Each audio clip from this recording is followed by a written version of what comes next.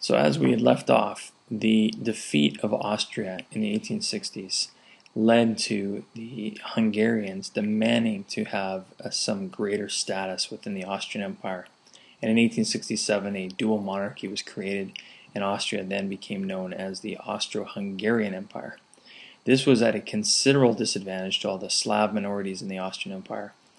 There were separate legislatures in both Budapest and Vienna, but common ministries for finance, defenses, etc. were all under the Austrian emperor. This was not democratic, and the parliament was often ignored, setting the stage for further confrontation down the road. Now, in 1870, Prussia now turned toward some of the bigger German states, the southern ones such as Bavaria, which weren't yet unified with Prussia. The rationale here was that if there was a war in which some of these states felt threatened, they would potentially leap into the arms of Prussia, fearing potentially another enemy.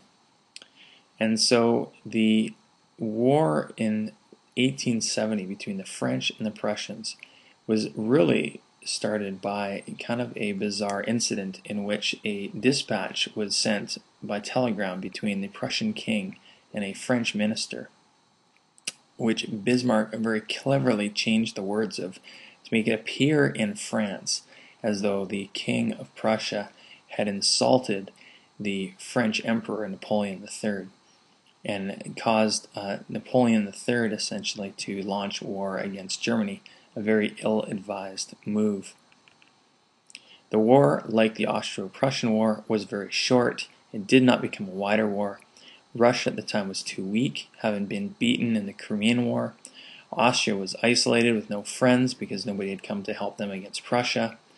There was this massive upsurge in German nationalism at the time as the southern states and other German states banded together against their age-old enemy, the French.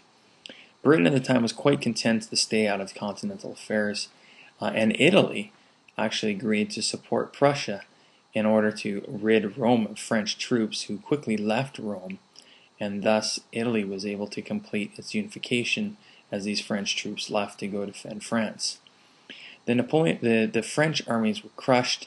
Napoleon III was disposed. There was revolution, a very bloody and violent revolution in France as all a result of this. Bismarck besieged Paris and refused to relinquish any he refused to give up the siege until the French had come to terms with surrender, and what was a very humiliating surrender at the time. The French were forced to hold some elections so that the government that surrendered to the Prussians was truly representative of the French people. Here shows the German invasion, or rather the Prussian invasion. And the signing of the peace treaty was in the Hall of Mirrors in the Palace of Versailles in 1871. Very humiliating for the Germans to do this there. And it was at this time as well that Bismarck, seen in the center, and Kaiser Wilhelm were able to proclaim the new German Empire, complete the unification process, and the Kaiser was declared the emperor of all these other German states, the leaders of which all pledged allegiance and subservience to him under a new German constitution. The effects on France, like the effects of the previous war in Austria, were quite significant. Napoleon III was captured and disposed. There was a bloody, violent revolution caused by the Paris Commune. Civil war had erupted throughout France. France, very importantly too, lost Alsace and Lorraine, two very important territories on the border with Germany, and they were forced to pay 5 billion gold francs as a payment to the Germans to pay for the war. And this essentially assured that France would be a very long-term enemy of Germany in the future. Here we see Alsace-Lorraine, the territory lost in the east to the Germans.